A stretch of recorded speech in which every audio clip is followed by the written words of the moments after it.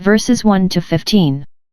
Israel's tents were now pitched in the plains of Moab, where they continued many months, looking back upon the conquests they had already made of the land of Sihon and Og, and looking forward to Canaan, which they hoped in a little while to make themselves masters of.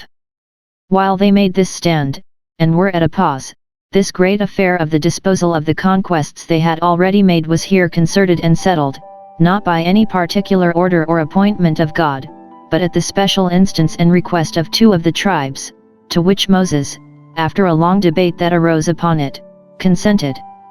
For even then, when so much was done by the extraordinary appearances of divine providence, many things were left to the direction of human prudence, for God, in governing both the world and the church, makes use of the reason of men, and serves his own purposes by it. Here is a motion made by the Reubenites and the Gadites, that the land which they had lately possessed themselves of, and which in the right of conquest belonged to Israel in common, might be assigned to them in particular for their inheritance. Upon the general idea they had of the land of promise, they supposed this would be about their proportion. Reuben and Gad were encamped under the same standard, and so had the better opportunity of comparing notes, and settling this matter between themselves. In the first verse the children of Reuben are named first, but afterwards the children of Gad, v2, 25, 31, either because the Gadites made the first motion and were most forward for it, or because they were the better spokesmen and had more of the art of management, Reuben's tribe still lying under Jacob's sentence, he shall not excel.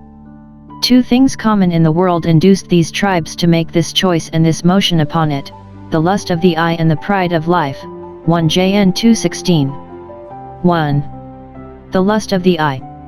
This land which they coveted was not only beautiful for situation, and pleasant to the eye, but it was good for food for cattle, and they had a great multitude of cattle, above the rest of the tribes, it is supposed because they brought more out of Egypt, than the rest did, but that was 40 years before, and stocks of cattle increase and decrease in less time than that, therefore I rather think they had been better husbands of their cattle in the wilderness, had tended them better, had taken more care of the breed, and not been so profuse as their neighbors in eating the lambs out of the flock and the calves out of the midst of the stall. Now they, having these large stocks, coveted land proportionable. Many scriptures speak of Bashan and Gilead as places famous for cattle, they had been so already, and therefore these tribes hoped they would be so to them, and whatever comes of it here they desire to take their lot. The judicious Calvin thinks there was much amiss in the principle they went upon, and that they consulted their own private convenience more than the public good, that they had not such regard to the honor and interest of Israel, and the promise made to Abraham of the land of Canaan, strictly so called, as they ought to have had. And still it is too true that many seek their own things more than the things of Jesus Christ, Philosophy 2:21, and that many are influenced by their secular interest and advantage to take up short of the heavenly Canaan. Their spirits agree too well with this world, and with the things that are seen, that are temporal, and they say, it is good to be here, and so lose what is hereafter for want of seeking it. Lot thus chose by the sight of the eye, and smarted for his choice. Would we choose our portion aright, we must look above the things that are seen. Perhaps there was something of the pride of life in it. Reuben was the firstborn of Israel, but he had lost his birthright. Several of the tribes, and Judah especially, had risen above him, so that he could not expect the best lot in Canaan, and therefore, to save the shadow of a birthright, when he had forfeited the substance, he here catches at the first lot, though it was out of Canaan, and far off from the tabernacle. Thus Esau sold his birthright, and yet got to be served first with an inheritance in Mount Seir. The tribe of Gad descended from the firstborn of Zilpah, and were like pretenders with the Reubenites, and Manasseh too was a firstborn, but knew he must be eclipsed by Ephraim his younger brother, and therefore he also coveted to get precedency. Moses' dislike of this motion, and the severe rebuke he gives to it, as a faithful prince and prophet. It must be confessed that prima facie at first sight, the thing looked ill, especially the closing words of their petition, bring us not over Jordan, v5. It seems to proceed from a bad principle, a contempt of the land of promise, which Moses himself was so desirous of a sight of, a distrust too of the power of God to dispossess the Canaanites, as if a lot in a land which they knew, and which was already conquered, was more desirable than a lot in a land they knew not, and which was yet to be conquered. One bird in the hand is worth two in the bush. There seemed also to be covetousness in it, for that which they insisted on was that it was convenient for their cattle.